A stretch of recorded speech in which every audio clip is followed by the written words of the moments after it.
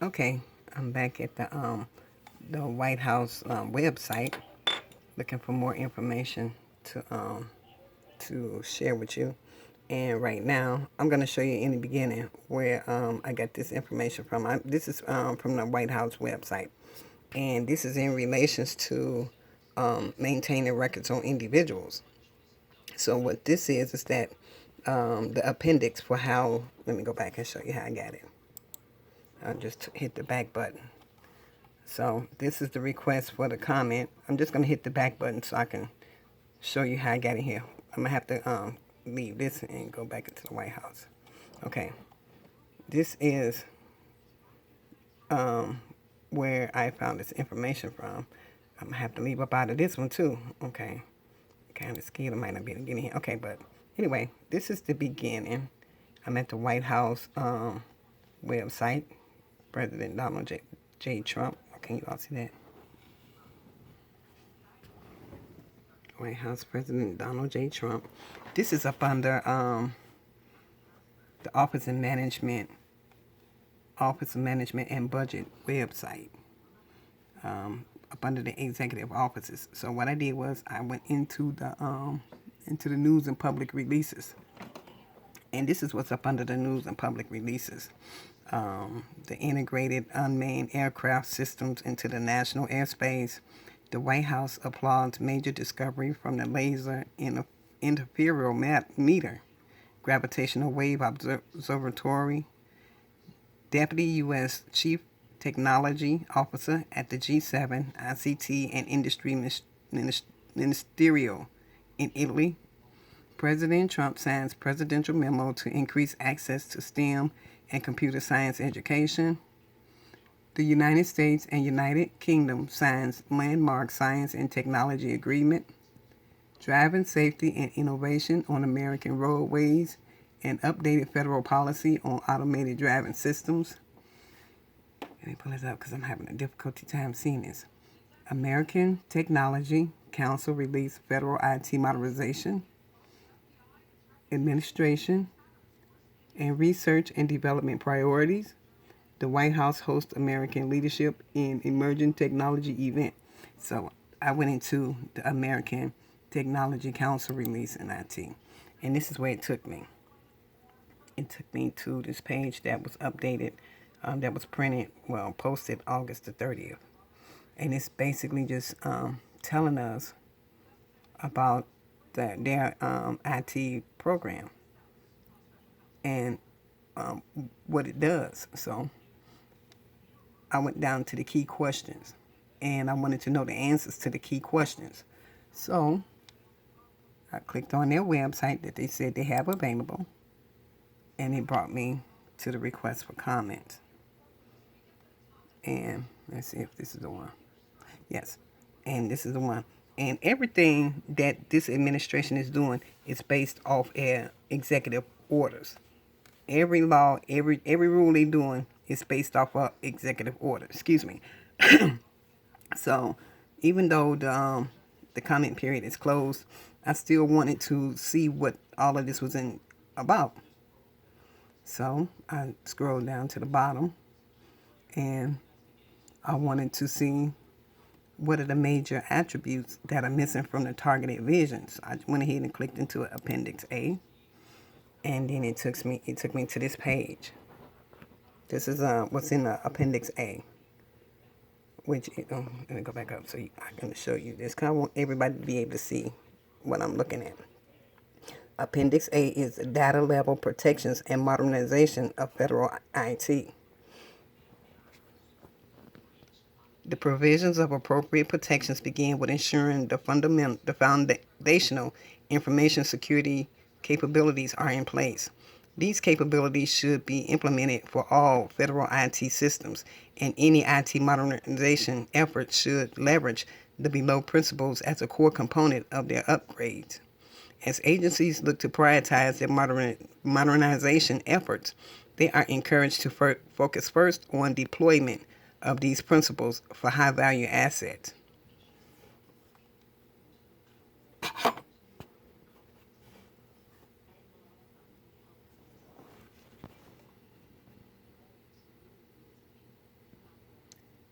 High-value assets are assets, federal information systems, and data for which the unauthorized access, use, disclosure, disruption, modification, or destruction could cause a significant impact to the United States' national security interests, foreign relations, economy, or to the public confidence, civil liberties, or public health and safety of the American people. This definition is codified in OMB Memorandum M1709, Management of Federal High-Value Assets. As the protection of HVAs should be among the highest priority cybersecurity activities for federal agencies. Foundational capabilities, multi-factor authentication. The goal of multi-factor authentication is to make remote attacks unattractive, typically by requiring the production of a credential that is specifically connected to a user in a physical manner in order to grant the user access to a system. Recent federal efforts have focused on multi-factor authentication for privileged users or those with elevated access privileges, but thus far has largely centered on network access rather than system and application level access. Least privileged. Least privileged. The principle of least privilege states that users should only be granted access to the specific systems and information they need in order to execute their official duties. In practice, this is achieved by limiting administrative privileges. Mature privilege management programs may also be able to leverage policy or attribute-based access controls, wherein sophisticated rules-based policies, which can be dynamically updated and enforced, can support a system that makes privilege escalation more expensive and difficult for the attacker. Timely patching. One of the most significant threats to IT systems remain unpatched software vulnerabilities. For that reason, OMB, under OMB Memorandum M1501, Fiscal Year 2014-2015, Guidance on Improving Federal Information Security and Privacy Management Practices, required agencies to sign memorandums of agreement or understanding to allow the DHS to scan their external facing system for unpatched vulnerabilities. Under Binding Operational Directive 1501, DHS then required agencies to patch critical vulnerabilities within 30 days of being notified of such vulnerabilities. Agencies should prioritize the creation of routine and ideally more automated patching processes for their HVAs that ensure that critical vulnerabilities are resolved much more rapidly than the required 30 days. Risk-based capabilities. In addition to the above capabilities that all agencies are expected to adopt, there are numerous information security capabilities which agencies are advised to deploy pursuant to assessments of the risk posed to a certain system or set of information. In the context of HVAs, the systems and information are, by definition, highly sensitive and or impactful. As such, agencies should seriously consider the value of these capabilities in terms of better defending their crown jewels. Encrypting data at rest. Right here. Data at rest is data in a database or other storage areas, as opposed to its transit between systems. Encrypting that data makes it inaccessible should an attacker manage to make a physical copy of it. Effective encryption of data at rest requires sufficiently strong encryption keys with sufficient randomness in key generation. Encrypting data in transit. Encrypting data as it transit from one device or system, from one device or system component to another protects data from modification or interception from an attacker with the network vantage point. Network routes that transit data between information systems components or between information systems and their users should generally be treated as untrusted, even within agency operated networks. In general, though, particularly the HVA's system should rely only on protocols that can safely fail closed or default to denying network access under attack scenarios. Examples include Secure Shell or Hypertext Transfer Protocol Secure, HTTPS. Here. Secure application development. Security must be a regular, ongoing part of the software development process, not simply a paperwork exercise completed prior to production deployment. Security teams should be integrated throughout the software development process, starting from its earliest stages. Such an approach can alleviate the characterization of security personnel as impediments, but rather as essential members of the larger development team. Security testing. Penetration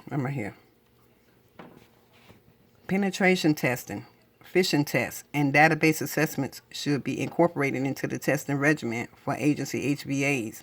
Agencies should establish a vulnerability disclosure policy for public-facing services so that security researchers and members of the public can report vulnerabilities they discover. Teams wishing to go further should consider running bug bounty programs, such as those run by the Department of Defense or GSAs. Threat modeling. Engineering teams should use threat modeling to understand and drive improvements in the security of the HVA. Threat models help identify the most vulnerable parts of an application.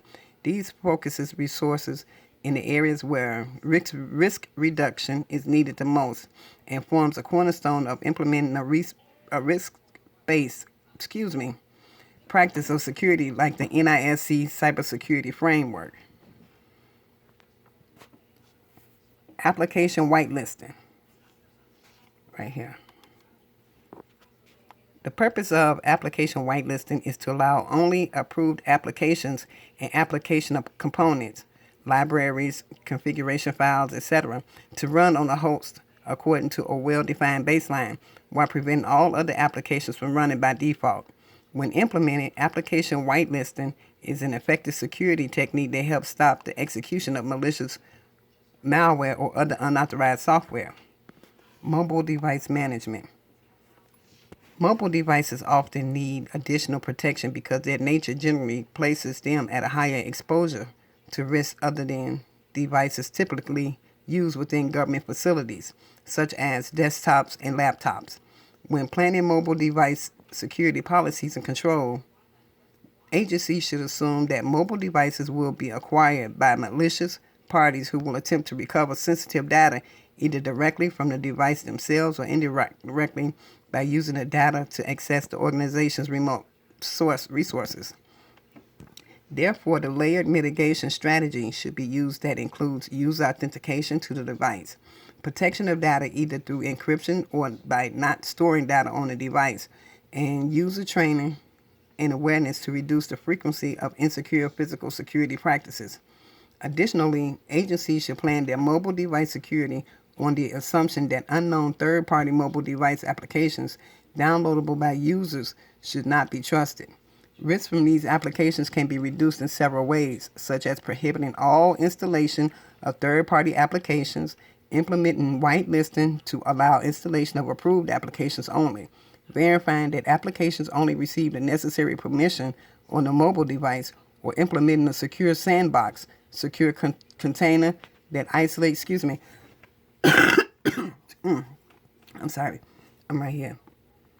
that isolates the organization's data and applications from all other data and applications on the mobile device. Leveraging modern deployment solutions. In addition to the solutions described above, agencies should consider how best to take advantage of protections afforded by modern deployment patterns. DevOps and cloud-based architectures in the defense of the HVAs. Automated deployments. System deployment should be automated to the greatest extent possible, removing the potential for errors caused by breakdowns in internal processes. To support this, configurations and environmental details that support system deployment should be versioned and managed similarly to the software that comprises the system itself. This practice is necessary to achieve long-term consistency along critical system components, maintain adequate patching, and update velocity. Immutable deployments by building on automation Production environments should be designed so that components are not modified in place subsequent to being deployed. Modifications should be technically constrained wherever possible. For example, deployed servers should not allow remote logins. By taking advantage of virtualized infrastructure, new deployments can create brand new instances of deployed system software and supporting components. Rather than updating the existing environment in place, this approach allows the system owners to design their security architecture and monitoring to treat any in-place modification as a potential attack and to use more comprehensive technical constraints on modification that removes opportunities for attackers to persist in deployed environments. So basically, this is how they're getting our information from our computers.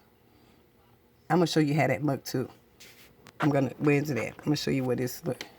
Where is he talking about the credentialing? I'm gonna show you how that look in the next video.